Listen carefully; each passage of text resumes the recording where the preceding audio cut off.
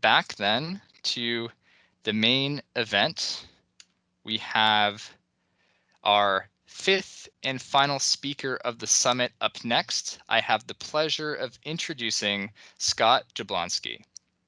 So Scott is the CEO and founder of 77 Analytics, LLC, a consultancy practice using data to help both corporations and startups make strategic business decisions. Previously, Scott worked with StubHub as the GM overseeing the NFL, NBA, and NHL segments. He also received his MBA from the Harvard School of Business and General Management. Scott, welcome with us today. How are you? Thanks, Christian. How you doing? Doing well, thank you. So, yeah, you're good to go. Do you want us to support with your slides? Yeah, do you mind driving and I can voice over? All right, just give me a second to load them up. Great, thank you so much. And thanks everybody for attending today. So I'm here up in Lake Tahoe, California. So my family and I are on vacation, so the internet's a little bit choppy. So Christian's graciously going to help out here and show some of the slides.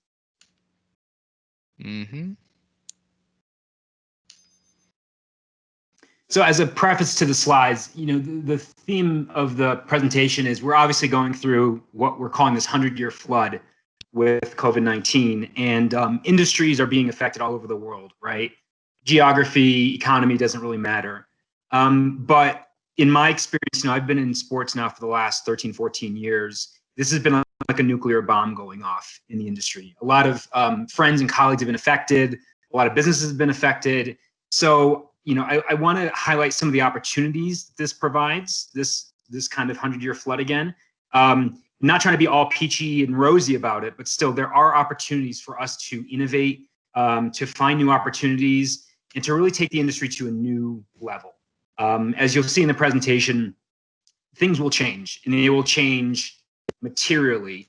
Some temporary changes, some permanent changes, but it does really offer the possibility to take on some new things. So, yep, I see the slides there, so thank you, Christian. Can you please go to the next slide?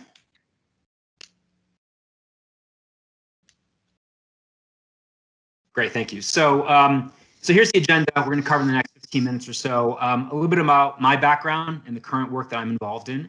The pandemic's initial impact on sports. So when this all really hit, and I'm going to give you kind of the U.S. perspective, early March, late February, early March, what that did to the industry.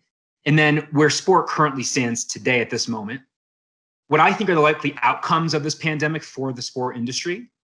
I'm going to have a slide on being a green shoot. And what that means is here in California and some other places as well, you might be hearing about these wildfires, which are very tragic. But this is actually kind of a microcosm of a larger process where things have to break down for the new things to start up. And many times in these really tragic fires, these wildfires, you see these green shoots sprout up, and these are the trees that go into the next generation. So some things about being a green shoot during this time, rather than succumbing to the tragedy that's going on here. Some areas of opportunity amid these changes that are really required in the industry, what you can do, and then we'll do a little question and answer as well. So Christian, next slide, please.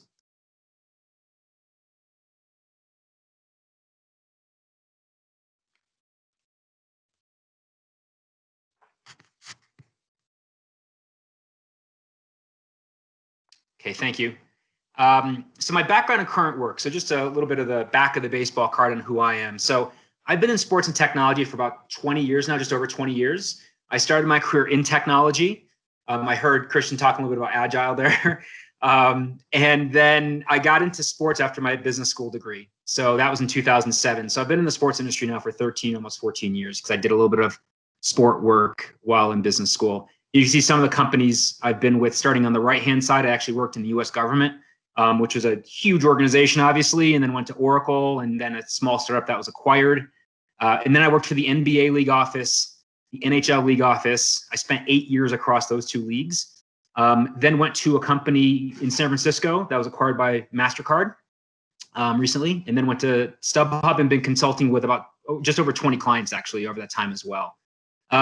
So in terms of sport and entertainment rights holders, you can see a breakdown there of when I've worked with these sorts of teams and leagues in the last, again, 13, 14 years. So 2006 and 7, when I was in business school, I worked with both the NHL league office and the Boston Bruins as a student. In the M.B.A, there's an internal group called TMBO, or Team Marketing and Business Operations. They're an internal consultancy, about 60 people or so, that works with all of the NBA properties. So the NBA, the WNBA, and the G League teams. Then I went to the NHL for 6 years, where I managed a group that was sort of like the group that we were doing at the NBA, and worked with all 30 clubs at the time, and actually helped Vegas get onboarded as well as the 31st NHL franchise. And then the last 5 years, I have my own consultancy, working both inside and outside of sport, over 20 clients in the US, Canada, and the European Union. And Christian mentioned there in passing, that was at StubHub for about a year and a half, managing a $1.2 billion portfolio. So next slide, please. While I was queuing up, I should also say that there are a lot of people that, again, my family, my wife's in the industry, and some other people are in the industry as well. So we eat, breathe, and sleep this for better or for worse. So you can imagine the shock when in February and March, you start to see empty arenas. And what's going on is people know something major is happening, but they don't know how to react to it quite yet. So the Rudy Gobert situation, the NBA player from the Utah Jazz, he tests positive. The NBA immediately cancels or suspends the season, I should say, at that point. XFL closed down, although The Rock has helped kind of reinstitute that again. UFC cancels things. The NHL would eventually come back in the bubble like the NBA, but people are like, this doesn't make any sense. Why are we doing this? Liverpool in the English Premier League has this massive lead in points. Do they just get the title or do they not get the title? MLB and the Players Association can't agree on the economics about a shortened season. And then the NFL starts to furlough people. So a bomb goes off. Everything's going on, and you see in the background empty arenas. So if you go to the next slide, please, Christian. That's where we were, call it 4, 5, 6 months ago. So where are we today, right now? And what you're going to see in the background of this slide is the final of the Champions League. We just had the Champions League. Bayern Munich beat PSG 1-0 in front of an empty arena, but for some trainers and some backup players there. So what are the things that are going on now? There's still a lot of fear, uncertainty, and doubt. You have the NBA and you have the NHL playing in their bubbles, but you have a company like StubHub, my former employer, who is doing, who did mass furloughs and layoffs. You're seeing other things in the industry where teams know which end is up. And now transfer markets in soccer, where the valuations have potentially gone down. We'll see what happens with Messi, maybe. We've got the Miami Dolphins, who are actually going to let fans in, but they admit it's kind of risky. We have a goalie in the Boston Bruins, Tuukka Rask, who's like, I have a family thing and I'm leaving the bubble.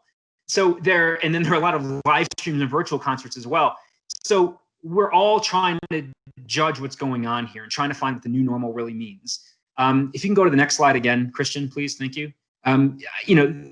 What are the things that we're going to see coming out of this pandemic? Well, we're going to see changes that will be prolific, and they're already prolific, not just for the rights holders, but for the players, their salaries, the fans, everybody. And I don't want that to be the dark cloud on the horizon. I want us to look at this and say, hey, what are the real opportunities coming out of here? What do we as an industry, in the sport and entertainment, broadly industry, have to address to make sure that we can take on these things as they come to us? I think we're going to see some rights holders really suffer. We're going to see some teams that maybe not in North America per se, but maybe some of the international football teams, maybe some other leagues and teams that are going to really suffer, and some might fold. You might have teams go into administration. You might have leagues and teams start to pare things back. And the rich will get richer as well. If you're following the Lionel Messi transfer saga right now, he's requested a transfer supposedly from Barcelona, and you have a few of the biggest clubs in the world lining up trying to get him. Who can afford him? Manchester City, PSG, we can go through the list. So we're going to see this gulf expand. And remember, when we talk about a sports team, it's not just what happens on the field, it's all the people in the back office. It's the people selling tickets, the people selling sponsorships, people marketing the club, all the technologies affiliated with that. So the teams will change, vendors will have to shift their efforts, and some will stay in the sports space, some will not. But the successful entities will reinvent, innovate, and thrive. So when we see some short-term suffering of fandom, as I call it, when we see ratings come down or people obviously not in arenas, the consumption of sport will change forever. However, sport and entertainment, in my experience, has always been the thing that we've been doing as humans for generations. Just like we sit around a fire and talk about stories, we want to enjoy the Champions League final. We want to see that sort of geographic competition between two clubs with histories and storied histories at that. So the industry will change in seismic ways, but it will not go away. It won't. It will evolve. And Christian, go to the next slide again, please. And that's the real hang up right now, because I know a lot of friends in the industry have maybe lost their jobs and are looking for opportunities in the area. But the question becomes, what do you do? And this is where I mentioned be a green shoot. And at the top of the slide here, you're going to see a quote, and it's a quite prescient quote. Now, it's actually been attributed to Bertram Carr, who was the mayor of Carlisle, England here. It's also been attributed to Winston Churchill from the UK, but let's just say it's Bertram Carr for the moment. He said in this conference 100 years ago, "We view these, I hope, in the spirit of the optimist to whom every difficulty is an opportunity, and not as the pessimist to whom every opportunity presents some difficulty." So as I alluded to, this is the 100-year flood for the industry. But it's in these difficult times that opportunities arise. And the most salient set of opportunities as I see it right now is refining and reforming the past practices that have taken place. So I'll give you an example, and I actually speak to this in a future slide here. I was a hub, and if any of you have ever bought a ticket on the secondary ticketing marketplace, it's a fairly simple process, right? Christian has a seat to the San Francisco Giants. He puts it on StubHub or any other exchange. I buy it, and that's it. Christian gets paid. I get my ticket. We all get enjoyment out of it. But what we found was when COVID was starting to really hit, and you start to see sports events and entertainment events suspended, not canceled, unwinding that transaction is a 6 to 8 step procedure. Because I, as the secondary buyer, have to go back to the marketplace. The marketplace has to go back to the seller. The seller has to go back to the rights holder. The rights holder says, we've only suspended the game. We haven't canceled it. No refund yet. And then it goes back and forth. And then you see litigation and everything else. So with all this confusion, this is the chance to refine these processes. There are no fans going to many of these events. So how do we rethink things? Rather than being 6 to 8 steps, how do we make that 1 or 2 steps? And this is also the time to take steps and actions that aren't usually afforded to us. So again, if you have an event with no fans in the stands, this is the time to alter seating operations. You're starting to see a little bit of that experiment. There was actually an experiment in Germany just a few days ago where they held a concert with 1,500 people. And they had everybody with free masks and hand sanitizer and everything else, trying to figure out the right way to attend this event so enjoyment can still be had and there's still business to be done there while not getting people infected, obviously. And in my conversations, the 2 things that I see separating the green shoots, as I call it, versus the burnt ground in sport are financial liquidity and innovation. So we're going to see some teams who've overspent. And now we see the era of a lot less revenue because fans aren't in seats and they can't maybe sell players like in international football. That's going to impact the bottom line. Malaga, the football club in Spain, just announced they're laying off half their people, half of their staff, because they can't afford it. And then innovation. This is the time to innovate. And those clubs that innovate and don't just sit there and use conventional wisdom will go farther. So how do we learn from other industries? How do we learn from other things that we've all experienced outside of the world of sport entertainment? Christian, next slide, please.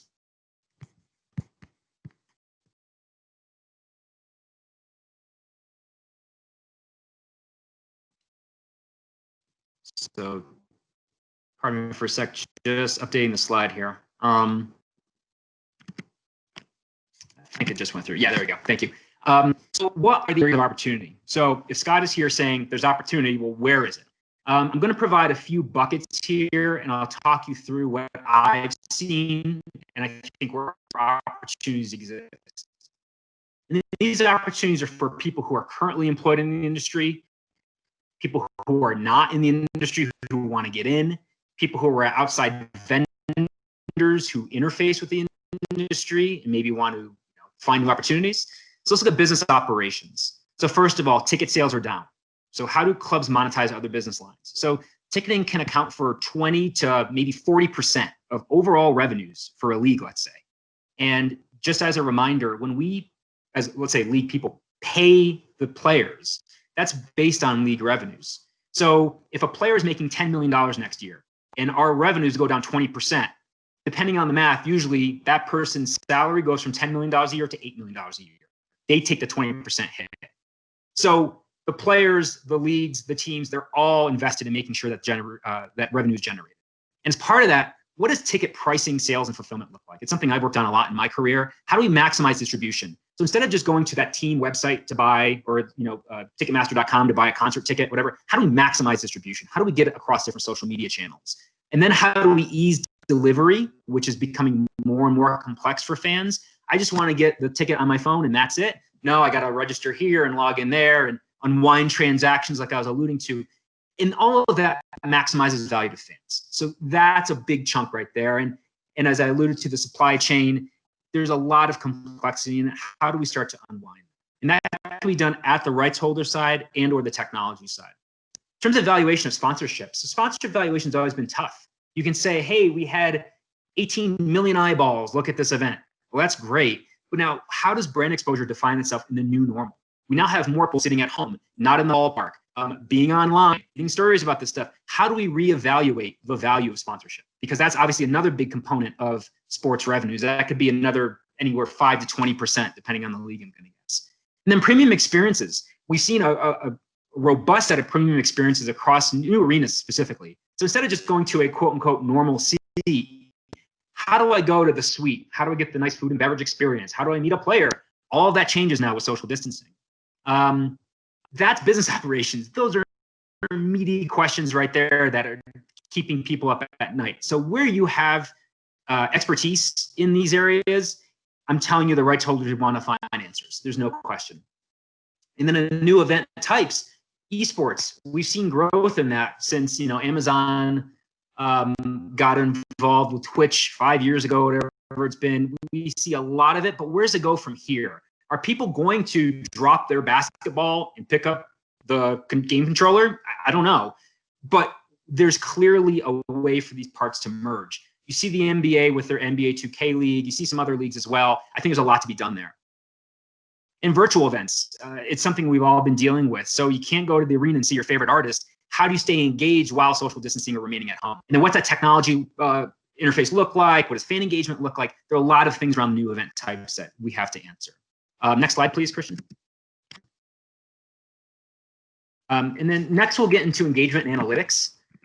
So with engagement analytics, how do we think about fan marketing and engagement? How do we think about getting user adoption, especially when we're finding more online users, less in person, fewer in-person people, and what purpose you use to say, hey, you know what? It's worth to give a season ticket holder the signed jersey because we know that he comes with his family. Or this executive, she always brings her business clients to these sorts of events. There's a lot around fan marketing engagement that we should be giving more shrift to. Somewhat related, data analysis. That's another area I've concentrated my work in. Some teams, some venues still email Excel sheets around. How do we get to real-time customizable dashboards to give us the information that we need? There are a lot of new companies popping up, but sometimes those companies don't have the context of sport. So how do we make sure that we have this strange context in this wonderful industry we're all interested in, entertainment, fold in with really neat technology and processes? How do we apply ML, machine learning, and AI, artificial intelligence, to modeling where things might go? And then lastly, in this piece of engagement is how do we win fans from other entertainment providers? They're going to be fighting for eyeballs. So some fans will depart, but how do we win the right attention from the right people? And next slide, please, Christian. And this next one will deal with financial opportunities and learning from others. For financial opportunities, I'm hearing of a lot of opportunities for teams who say, hey, we've run out of financing. We need investment. We've seen some teams sell in football, in Formula One, in other places. What are those arbitrage investment opportunities given where we are right now? And when we look at La Liga, the Spanish football league, they have a socio form of ownership. So several of the clubs, 4 or 5 of the clubs, are actually owned by the fans. What does that mean going forward? Are we going to see more of that? Are we going to see less of that? Where does that lead to things? And then partnerships and acquisitions. It's going to say, technology and then capital expenditure. It's all kind of in one bucket. Where should rights holders be investing? Where should they be making technological investments and structural investments? And then building investments, like classic investments, like building an arena or other things, or expanding on, or maybe contracting down. And then lastly in this area, systemic versus idiosyncratic financial performance. So we see a club that's down on its luck right now. We see a team that's down $20 million this year. Is that a one-time thing due to COVID? Or is it a more systemic problem that has to be addressed? Again, a lot of work could be done in here, and I've been dabbling a bit in this in my professional career myself. And lastly, learning from others. What are those best practices from other industries? If you're at Lehman Brothers in 2008, what did you learn from that? What can be applied here? I was at the M.B.A. in 2000. There was something that we did apply to the league. Same thing. Again, these are very dissimilar times than usual, but still, there's some lessons that we can learn. And maybe the most important thing here, social good. There's so much going on socially, politically, and environmentally. And these rights holders and these players have such a bully pulpit to help with these things. How can we have the rights holder exploit those for good? How do we get the LeBron James has been very active lately out there and doing more of this, and other people like LeBron James, and owners and teams and leagues.